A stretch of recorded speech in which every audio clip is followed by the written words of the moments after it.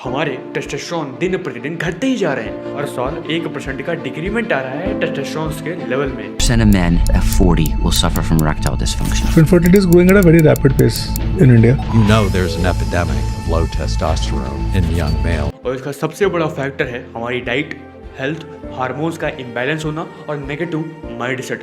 देखो जो हमारा यूथ है इतना ज़्यादा गिर चुका है या फिर उसके पास इमोशनल स्टेबिलिटी नाम की कोई चीज़ बची ही नहीं है।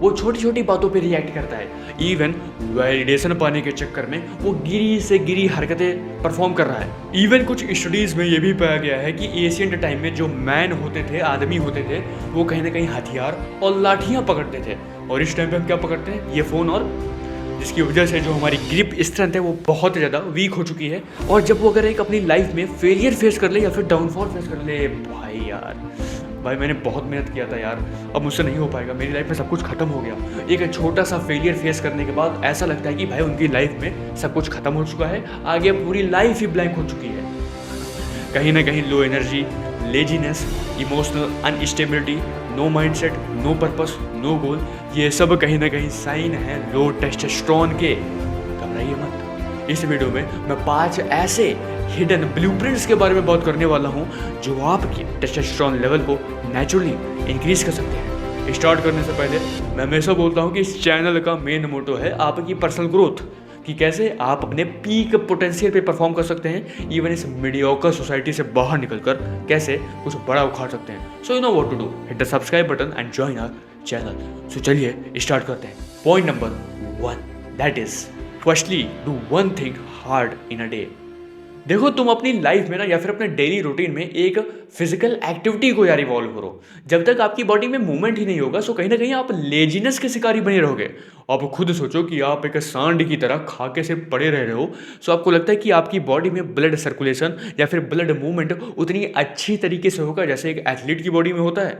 आई डोंट थिंक सो यही एक बेस्ट एग्जांपल है कि भाई थोड़ी सी फिजिकल एक्टिविटी परफॉर्म करना स्टार्ट करो, फिर चाहे वो रनिंग हो, वर्कआउट लगाना हो, स्प्रिंट्स लगाना हो, इवन स्क्वाट्स या फिर पुलअप, पुशअप्स, जो भी तुम्हें करना है। बहुत सारी एक्सरसाइजेस हैं, वार्म अप भी करो, क्योंकि जब आप कहीं ना कहीं फिजिकल एक्टिविटी परफॉर्म करते हो इससे क्या होता है कि आपकी बॉडी में ब्लड सर्कुलेशन काफ़ी अच्छी तरीके से होता है। सो आपका टेस्टोस्टेरोन कहीं ना कहीं उस टाइम पे थोड़ा बहुत पंप होता है। देखो इसके पीछे का मैं तुम्हें कॉन्सेप्ट बताना चाहता हूँ, दैट इज डोपामिन रेगुलेशन।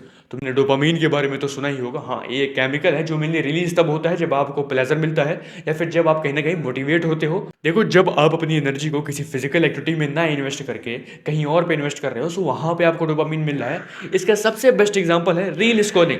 जब आप रील स्क्रॉल करते हो आपको मजा आता है, जब आप पॉर्न वॉच करते हो आपको मजा आता है। क्यों मजा आ रहा है? क्योंकि उसमें आपको कुछ करना ही नहीं पड़ रहा है, आपको बिना कुछ करे प्लेजर मिल रहा है। लेकिन जब आप फिजिकल एक्टिविटी करते हैं और जब आप डे बाय डे अपने आप को इंप्रूव करते हैं in the game of physique, in the game of body building, in the game of strength, endurance, तो आपका ब्रेन कहीं ना कहीं डोपामीन को रेगुलेट कर देता है इस वर्कआउट एक्सरसाइजेस से। अब जब भी आप वर्कआउट लगाएंगे, जब भी आप एक्सरसाइजेस करेंगे, आपका डोपामीन रिलीज होगा, आपको प्लेजर मिलेगा, आपके अंदर और ज़्यादा क्रेविंग आएगी कि भाई मुझे वर्कआउट लगाना है, सुबह उठ के रनिंग करना है यार। सो प्लीज़ अपने डेली रूटीन में कुछ फिजिकल एक्टिविटीज़ को इवॉल्व करो ताकि आपका डोपामीन रेगुलेट हो सके, इन नेगेटिव चीज़ों से हट के एक पॉजिटिव रूटीन। चलिए बढ़ते हैं पॉइंट नंबर 2 की तरफ, that is stop consuming shit. Please भाई ये जो तुम मार्केट में जाके खाते हो ना, मोमोज, बर्गर, पिज्जा एंड जो भी है, बंद कर दो इस कूड़े को खाना।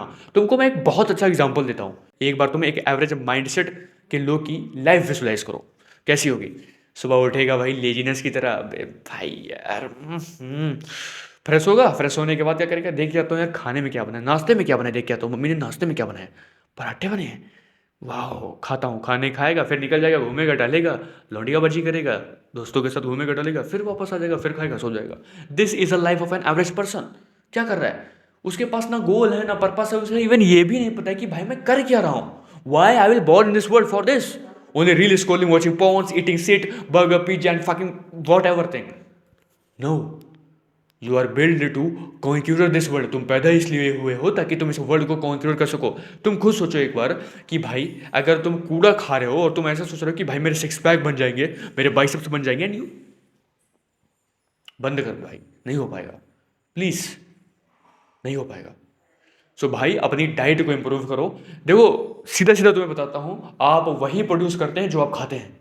क्योंकि आपकी बॉडी वर्क ही करती है इनपुट एंड आउटपुट पे। आप जैसा इनपुट देंगे आपकी बॉडी भी वैसा आउटपुट प्रोड्यूस करने वाली है। तुम कहीं ना कहीं अपने इमोशन के इतने बुरी तरीके से गुलाम बन चुके हो कि ये पिज्जा बर्गर मोमोज ने तुम्हारे माइंड में घुस के अपना स्वाद लगा दिया है। भाई इस स्वाद को ना धीरे धीरे साफ करो। मुझे पता है तुम्हें सुनने में बुरा लग रहा हो, मैं तुमसे कहूंगा कि तुम अपनी एक हाई क्वालिटी प्रोटीन डाइट बनाओ जिसमें अच्छे अच्छे फूड हो। फैट भी कंज्यूम करो but in a balance way, अच्छे फैट्स को कंज्यूम करो like ghee, peanut oil and ETC जो भी हैं तुम गूगल पे सर्च कर लेना, तुम्हें मिल जाएंगे। सो तुम अपनी लाइफ से जितनी भी चीज़ें खाते हो ना, ऑयली चीज़ें, ये सब कहीं ना कहीं तुम्हारे स्किन को, तुम्हारी बॉडी को, तुम्हारे टेस्टोस्टेरोन लेवल को पाताल लोक में रखाएंगी। भाई प्लीज़ ये छोड़ दो यहीं पे और एक अच्छी डाइट लेना स्टार्ट करो। चलिए बढ़ते हैं पॉइंट नंबर 3 की तरफ। That is number 3, that is be hard as fuck. देखो एक मैन की परिभाषा ये होती है टफनेस, हार्डनेस। एशियंट टाइम में जो मैन होते थे वो कहीं ना कहीं अपने कम्युनिटी के लिए प्रोटेक्टर और प्रोवाइडर थे, यानी कि वो अपनी फैमिली की सुरक्षा एज वेल एज उनके खाने का इंतजाम करते थे। सो एक मैन की परिभाषा ही उसके टेस्टोस्टेरोन से पाई जाती है। सो आप जितना ज़्यादा अपने आप को टफनेस, डिफिकल्टीज, प्रॉब्लम्स, रिस्पॉन्सिबिलिटीज़ के भार से दबा सकते हो दबाओ। जितना दबाओगे आप उतने ज़्यादा गॉड लेवल मैन बनते जाओगे। देखो इसका मतलब ये नहीं है कि भाई एक मैन के अंदर इमोशंस नहीं होते हैं, वो रोता नहीं कभी, हंसता नहीं, होते हैं भाई। But as compare to women कहीं ना कहीं मैन स्ट्रांग होते हैं, वुमेन कहीं ना कहीं थोड़ा बहुत वीक होती हैं। आप खुद सोचिए एक बार कि अगर आप ही काम नहीं रहेंगे, कहीं ना कहीं एक गुड डिसीजन मेकिंग पावर आपके पास नहीं है, आप इमोशनली अनस्टेबल हैं, अपने आप को शांत ही नहीं रख पाते हैं, बहुत जल्दी रिएक्ट करते हैं। सो क्या आप कैसे सिचुएशन को मैनेज करेंगे? अपनी फैमिली को कैसे प्रोटेक्ट करोगे भाई? इवन अपने लिए तो स्टैंड कर नहीं पाओगे, सो फैमिली के लिए क्या स्टैंड करोगे?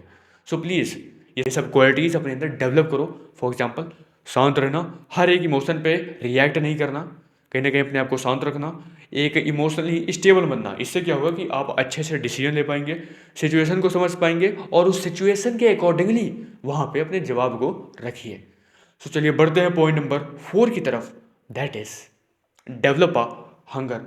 देखो as a high testosterone man के अंदर एक हंगर होती है अपने गोल को लेकर, अपने पर्पस को लेकर कि भाई काम करना है तो काम करना है, नो मैटर कितनी ज़्यादा प्रॉब्लम्स आ रही है, कितनी ज़्यादा डिफिकल्टीज आ रही है, मैं काम करूंगा तो करूंगा नो मैटर वॉट। मुझे इस दुनिया की कोई भी ताकत नहीं रोक सकती है अचीव करने से। This is a hunger, this is a obsession. जब आपके अंदर एक ऐसा ऑब्सेशन होगा, जब आपके अंदर एक ऐसी हंगर होगी, आपका टेस्टोस्टेरोन लेवल ऑटोमेटिकली थर्मामीटर फाड़ के बाहर निकल जाएगा। और ये तभी आएगा जब आपके पास एक फकिंग पर्पस होगा, आपके अंदर एक फकिंग ऑब्सेशन होगा। अब वो कहाँ से आएगा? फाइंड करना पड़ेगा भाई। शांति से बैठो, पूछो अपने आप से क्वेश्चन कि भाई मैं क्यों एवरेज हूँ, मेरी बॉडी क्यों एवरेज है, मेरी शक्ल क्यों एवरेज है, why people never respect me, why people make fun of me, why this families peoples argumenting on me, why why why why why. जब आपके पास इन सारे क्वेश्चंस के आंसर आ जाएंगे, सो आप ऑटोमेटिकली एक ऐसे इंसान बन चुके होंगे कि आपके अंदर टेस्टोस्टेरोन बढ़ चुका होगा, क्योंकि आपके पास उन क्वेश्चंस के आंसर हैं जो मोस्ट ऑफ द पीपल ध्यान ही नहीं देते कि भाई मैं एवरेज क्यों हूँ, मेरी बॉडी एवरेज क्यों है। आप खुद सोचो एक बार कि अगर आप उस गोल को नहीं अचीव कर पाए तो क्या होगा? वही सेम एवरेज लोग, वही सिचुएशन, वही मीडियोकर वाली लाइफ, वही पॉर्न, वही रील स्क्रॉलिंग, ना लग्जरी को एंजॉय कर पा रहा हूँ, ना आइडल गर्ल से मिल पा रहा हूँ, ना कुछ हो पा रहा है, हर एक चीज़ बेकार पड़ी है। सो इससे अच्छा है कि भाई आप अपने अंदर हंगर को डेवलप करो। हंगर को डेवलप करोगे तो फाड़ के रख दोगे भाई अपने गोल को, अपने टेस्टोस्टेरोन लेवल को। सो चलिए बढ़ते हैं लास्ट पॉइंट की तरफ। That is point number 5, that is start spending time alone. देखो एक बहुत बड़ी पावर है कि जब आप सॉलिट्यूड में काम कर रहे हैं या फिर अपने साथ अकेले में टाइम स्पेंड करते हैं। देखो सबसे बड़ा लव है इज ए सेल्फ लव, यानी कि अपने आप से प्यार करना। अब वो कैसे होगा? देखो जब आप अपने साथ अकेले में टाइम स्पेंड करते हैं, उस केस में होता क्या है कि आपके ब्रेन के न्यूरॉन्स आपको असलियत दिखाना स्टार्ट कर देते हैं कि भाई तुम्हारा लेवल क्या है, तुम स्टैंड आउट कहाँ पे कर रहे हो, तुम खड़े कहाँ पे उस समय, और तुम किस लिए धरती पे आए हो। तब आपके पास क्वेश्चंस आते हैं। अब क्वेश्चंस आएंगे तो आप कहीं ना कहीं क्वेश्चंस का आंसर ढूंढेंगे। जब आंसर मिलता है तो आपको हैरानी होती है कि भाई मैं कर क्या रहा था, मैं क्या कर रहा हूँ, रील स्क्रॉलिंग, भाई यार कुछ करी नहीं बे यार। जब आप अपने आप को अकेले में, जब आप अपने साथ अकेले में टाइम स्पेंड करते हैं, अकेले में सेल्फ टॉक करते हैं, उस टाइम पे आपके ब्रेन के न्यूरॉन्स रिवायर होते हैं, कहीं ना कहीं आपका क्रिएटिविटी लेवल बाहर निकल के आता है। और सबसे बड़ी तो चीज़ है कि जब आप अपने साथ अकेले में टाइम स्पेंड करते हैं, सो उस केस में आप अपने कॉम्बैट एरिया को फाइंड कर पाते हैं। अगर एक बार अपने कॉम्बैट एरिया को फाइंड कर लिया और उस पर काम करना रेगुलर बेसिस पे स्टार्ट कर दिया तो तुम फाड़ दोगे भाई, फिर कुछ भी अचीव कर सकते हो। इवन एक स्टडी में भी पाया गया है कि जब एक इंसान सॉलिट्यूड में वर्क करता है उस केस में उसका टेस्टोस्टेरोन लेवल काफ़ी हाई होता है, बिकॉज वो अपने ऊपर पूरे फोकस के साथ काम कर रहा होता है, with no distraction, no any fucking excuses, no any procrastination. वो मेंटली इतना ज़्यादा स्ट्रांग बन चुका होता है कि उसका टेस्टोस्टेरोन ऑटोमेटिकली इंक्रीज करता है। सो आप अपने साथ अकेले में टाइम स्पेंड करना स्टार्ट कीजिए, मेडिटेशन करिए, सेल्फ टॉक करिए, वो भी पॉजिटिव, अपने थॉट प्रोसेसिंग को इंप्रूव करिए। इससे क्या होगा, आप इजीली हर एक चीज़ को अचीव कर सकते हैं, इवन अपने टेस्टोस्टेरोन लेवल को भी बढ़ा सकते हैं। सो आई होप इन 4 से 5 पॉइंट्स में तुम्हें समझ में आ गया होगा कि कैसे आप अपने टेस्टोस्टेरोन को नेचुरली इंक्रीज कर सकते हैं। सो मिलते हैं नेक्स्ट वीडियो में। अगर आपको लगता है कि भाई किसी टॉपिक पे वीडियो आना चाहिए, सो प्लीज़ सजेस्ट मी, मैं उसको बनाने की कोशिश करूँगा।